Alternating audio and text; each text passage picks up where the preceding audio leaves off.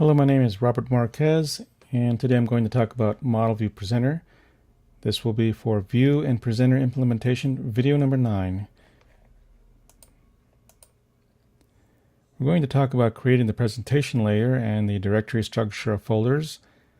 Also going to cover adding Microsoft Unity container to the project, as well as adding graphical images using the resource file for the project. We're going to create some support classes that will be used by various parts of the user interface. And we'll get an early setup of Unity container in the Program.cs file so we can see the instantiation of the first classes that are built. And we'll begin with a very early development part of the main view and the main presenter. We will begin by creating a new project. This will be under WinForms because we are now doing the graphical interface part. This will be called the presentation layer.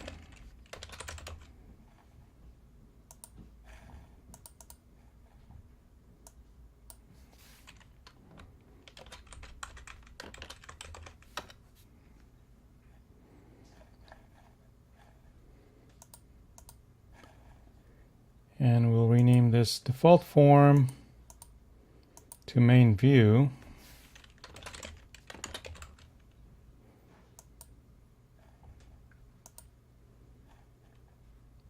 And begin our directory structure. Call this the presentation, the presenters. And under presenters, we have the user controls. This is an area for presenters that support user controls.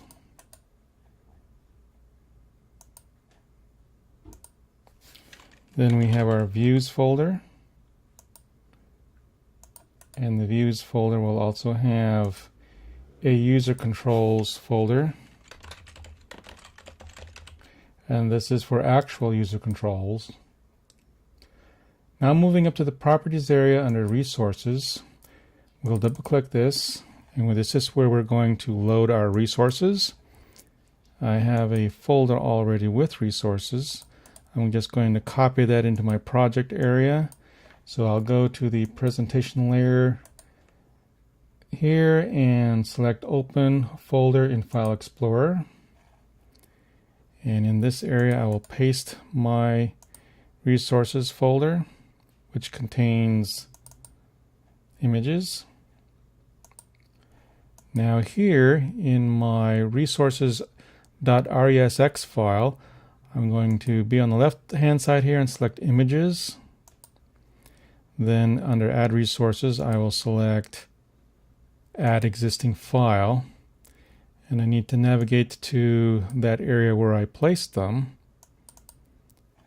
which is in my presentation layer area. Here it is, resources.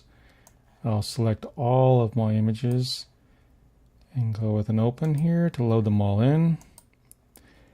Then I'll go back to the left hand side here, and instead of just images, I'll select an icon I have and add resources, add existing file. That would be this icon I want.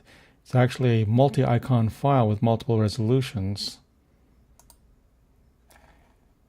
And I'll save this.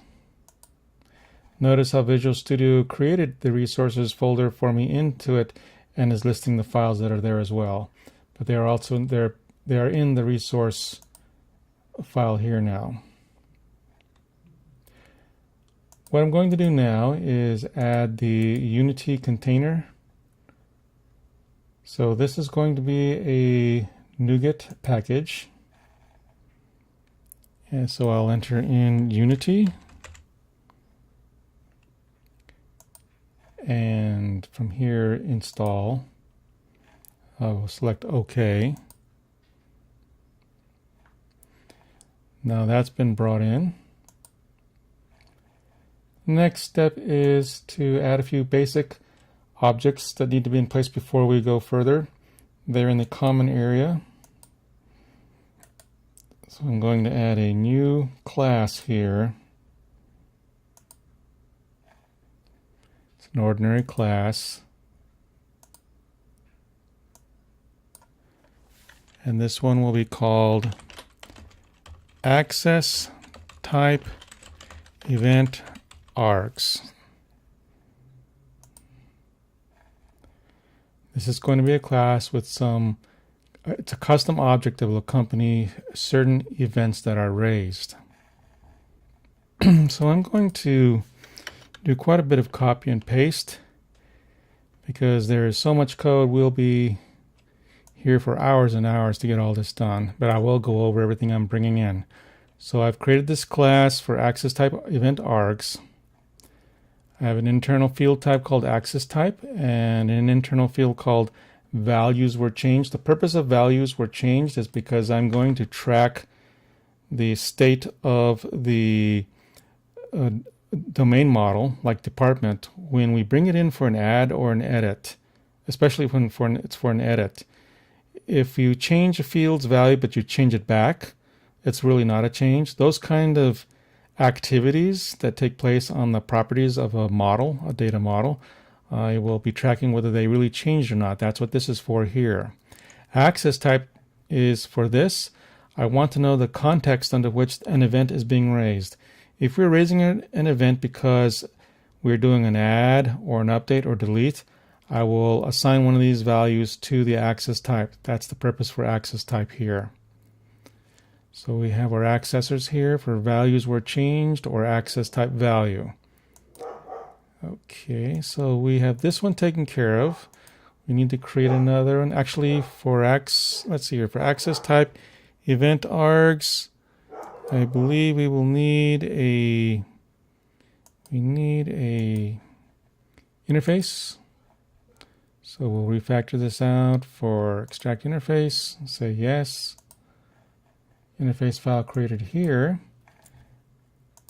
And let's close that and close access type events, close that, save it.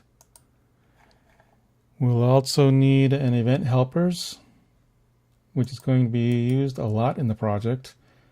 This was something so you don't have to write a lot of code every time you want to raise an event. It's not a lot, but it cuts down on a little bit. So we'll declare our class here, and we're going to call this event helpers.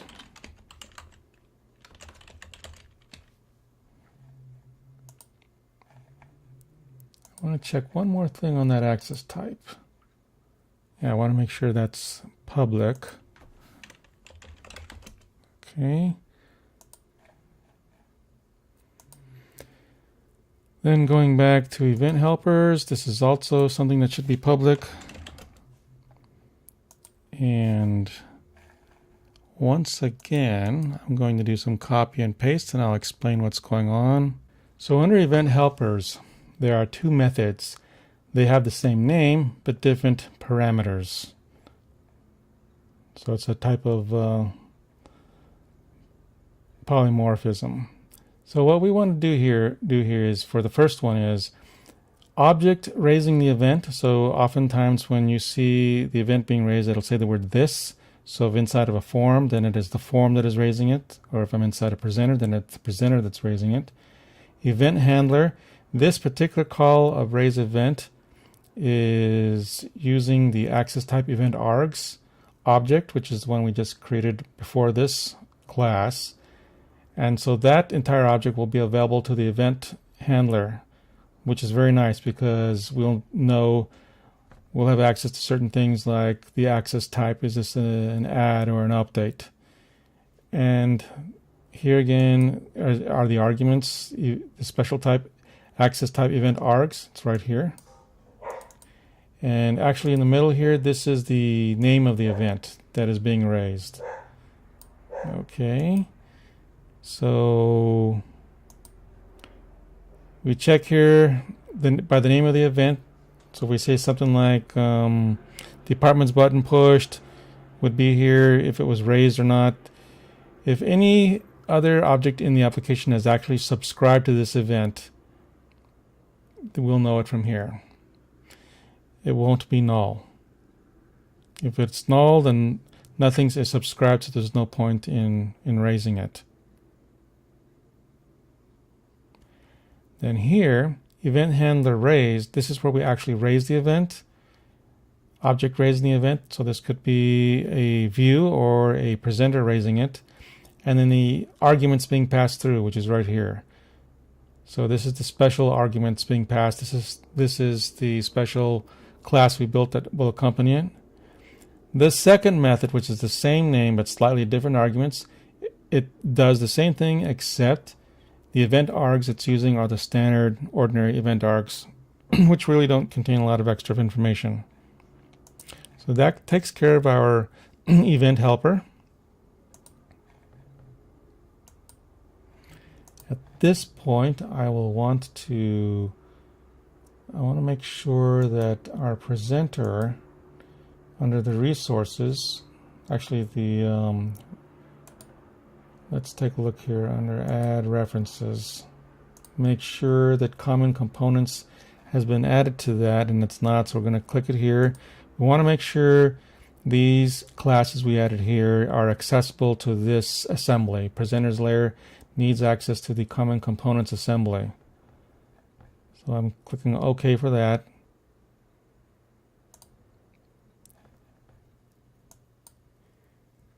Now we need to create in the view area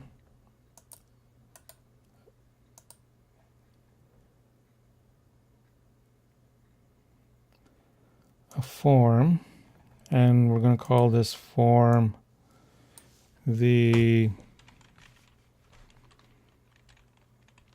error message view, because the views and presenters may encounter an error and need to display it. This will be the common form that they can share to display errors that may occur.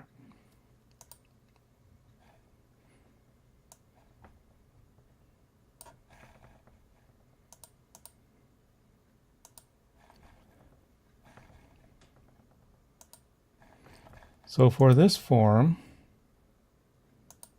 it's going to be rather simple. I'm going to have a text box,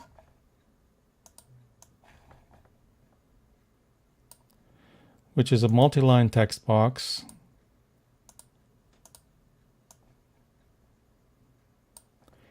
And we'll have some ordinary buttons with it.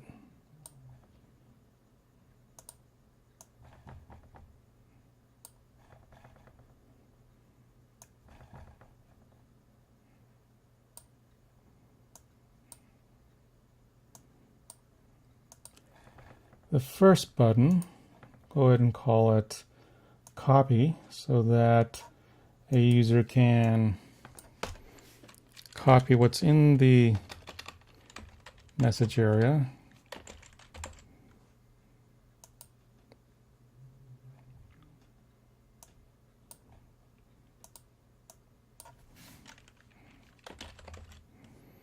And on the second button, we'll call it just a close button.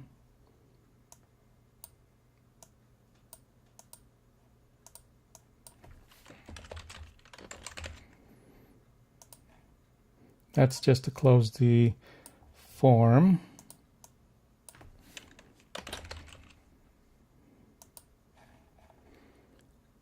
And we'll give this a name of error messages.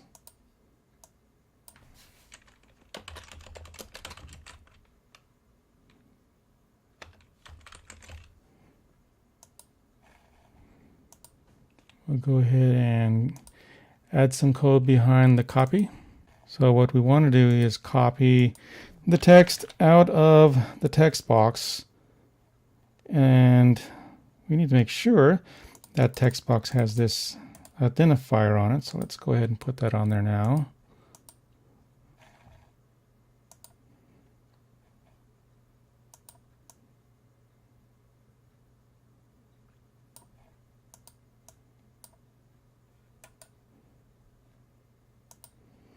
So now the text box is called message text box. That error is gone. We also want to add a method that will allow the caller to invoke this class, this form. So if I were a presenter, I would call show error message and pass in a window title and an error message. And let's get back up to our close. Make sure it calls that.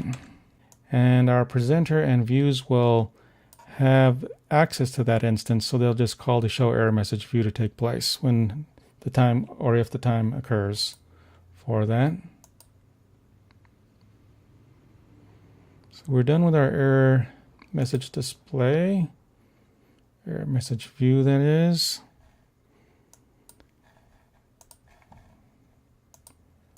And our presenters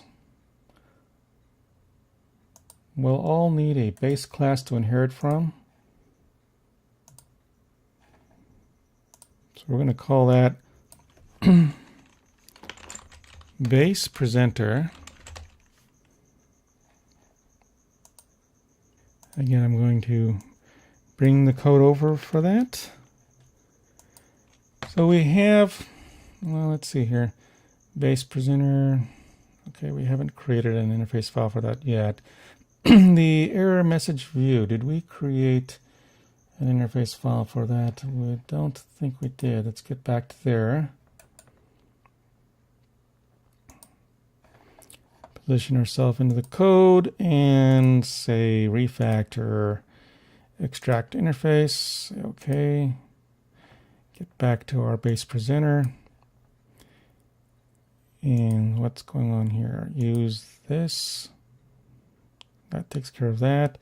We need a base presenter. So let's go ahead and do a refactor on that. Create an interface file.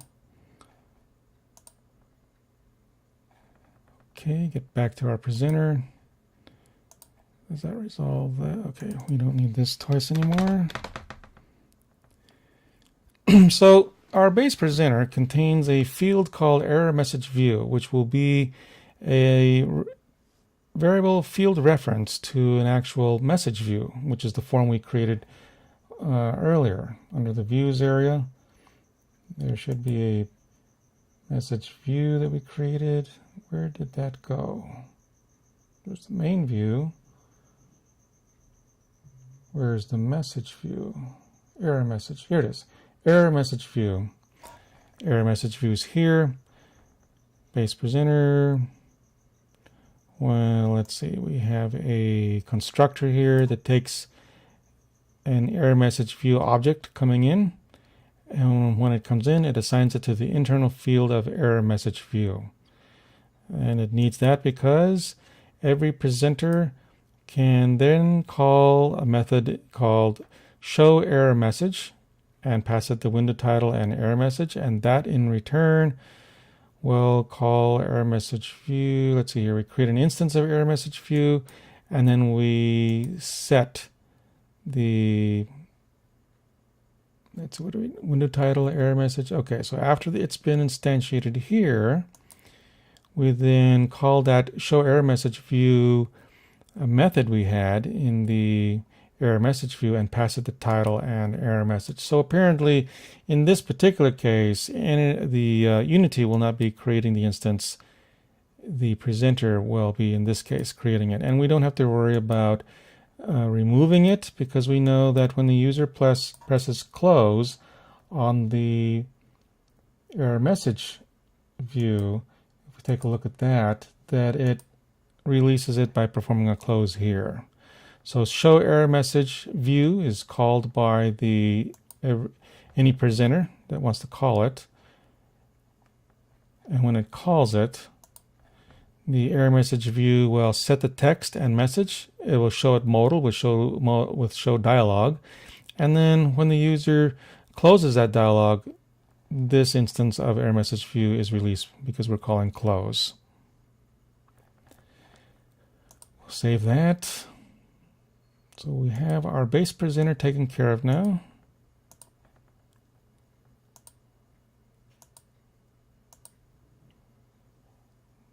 this point, what I want to do is create a presenter. Let's create a main view, actually a main presenter because we have a main view.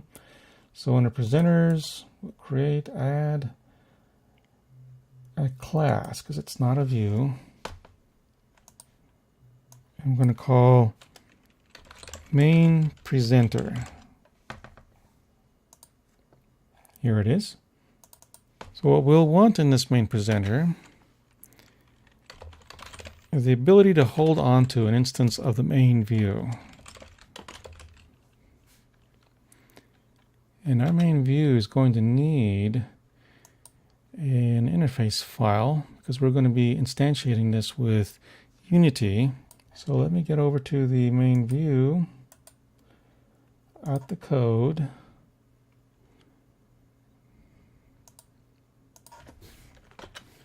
We'll create a method here so that the interface file will pick up on that.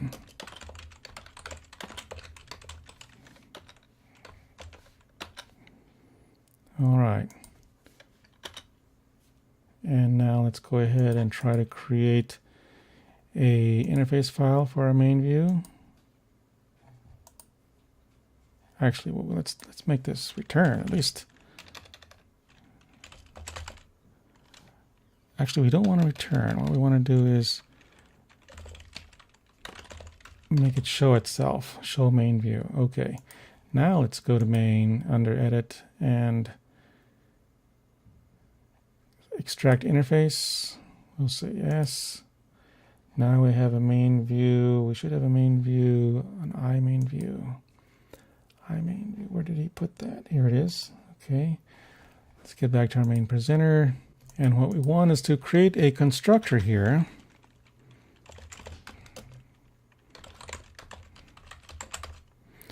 Main presenter, iMain view.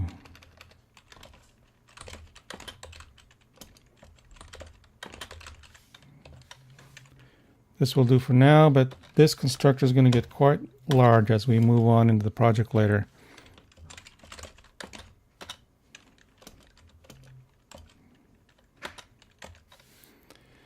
All right, now what we should do at this point, just so we can get something able to launch here, is go to our program area, the Program.cs file, and this is where we want to introduce Unity. Okay, interface to the Unity container, I call it Unity C. And I have a string here for a connection string we're going to use to get to our SQLite database. We have the Unity C instance being created here, and we just need information to instantiate our main view and main presenter. And let's see what else we need. We have the error message view we talked about, so I want to make sure we have that in here. That's all for now. Again, as I said, this will get much larger later. So let's see what these complaints are here. Okay, iMain presenter. Did I not have an interface file for presenter? All right, let's bring that up. Okay, there was no interface file here. And we need it to have something, so let me get something. There is an event we're going to have to raise eventually in the main presenter, so I'll declare it now. This is for the department detail view binding done event raised. We're not using that yet, but I'm just putting it here so I can create my interface file. So I'm going to go ahead and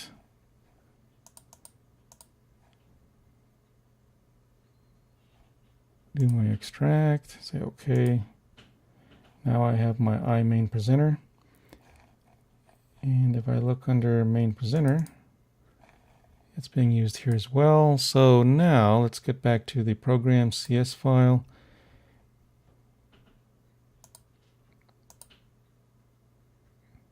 Okay, we're just missing something here in the iMessage view. We have that covered. All right, so Unity is going to take care of those objects for us. We need to do a little bit more. We're going to use the resolve operation. There are problems if you try to do it before this block of code. You need to put it in after. Set compatible text render. So that's why I'm putting it here. Now my main presenter needs an operation, a method called getMainView. We should have put that in there. Apparently it's not, so let's go ahead and put that in there. This allows us to retrieve the instance of main_view that the presenter is holding on to. So let's go back to the Program.cs file, getMainView. I just put that in there. Let's take a look here. main_view, get main_view, return main_view. Okay, so when we start dealing with interface files, it's not enough to have it public.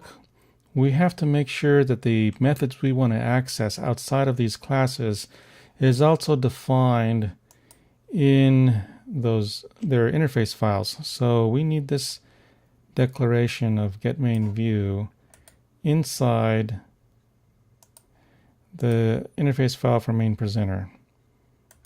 Let's take a look at that with a peek and add it in here. That should take care of it. Well, let's see. What does he not like?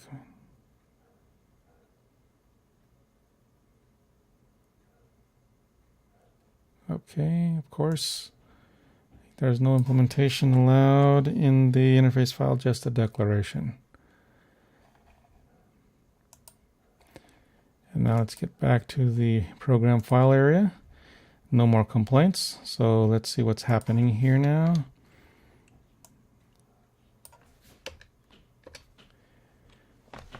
All right, we create an instance of Unity container. We register 3 of the objects to be taken care of on instantiation: the main view, the main presenter, and the error message view. Now that they've been registered, we use Unity to resolve the main presenter. That means to actually instantiate it. So now we have an instance of main presenter here. Now we take advantage of that main presenter here, and we say main presenter get main view. We call this method, and it returns a main view. This is a form. The form is typically what goes in here. So I don't need to say new main view. I'm just going to give it this instance, main view. It wants the actual class name like that. Okay.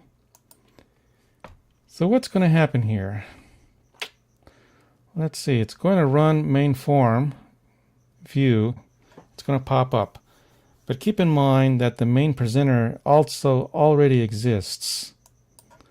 So we have 2 objects running that are going to be available at this time, the main view and the main presenter. And this is how we're able to run a main view without having a reference to its associated presenter. Let's run this, make sure that we have this as the startup project, or startup form. Okay, startup project. And I think it knows already to use the main view, so let's try that. Here it is. This is from the main view. It just says form 1. Let's just change that for now to something else.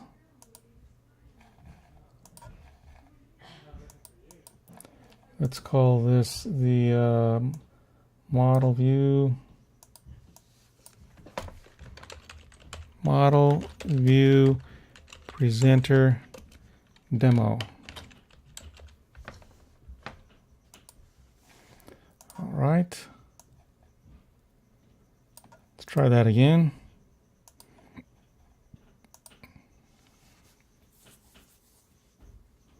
There it is. And let's just make sure that when we launch this, that we're in the middle of the screen.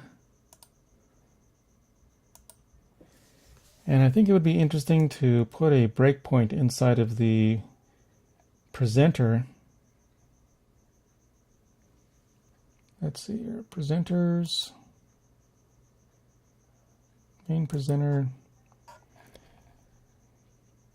Just to show that Unity is creating the instance for us. We never did create the instance. It's the Unity that's creating it. Because if we look at the program module, we call resolve. We're making an instance of main presenter, not main view. But Unity will automatically create instances of the objects that are in the constructor. So since main view is in the constructor of main presenter, main view is also instantiated, and that's how we're able to pull it out here. And we can prove that by running this and capturing that in the breakpoint. So the breakpoint's hit, we're inside of main presenter, and look at that, the constructor is being hit, and here's main view. It's not null. We have the instance of main view coming in, it'll be assigned, and we're able to run with it. That's why it's able to show it. There we go. So that'll do it for now. We've run out of time. Thank you for watching. In our next video, we'll go a little further with placing some controls on the screen and some code to handle that. This will take a while, but that's it for now. Thank you for watching.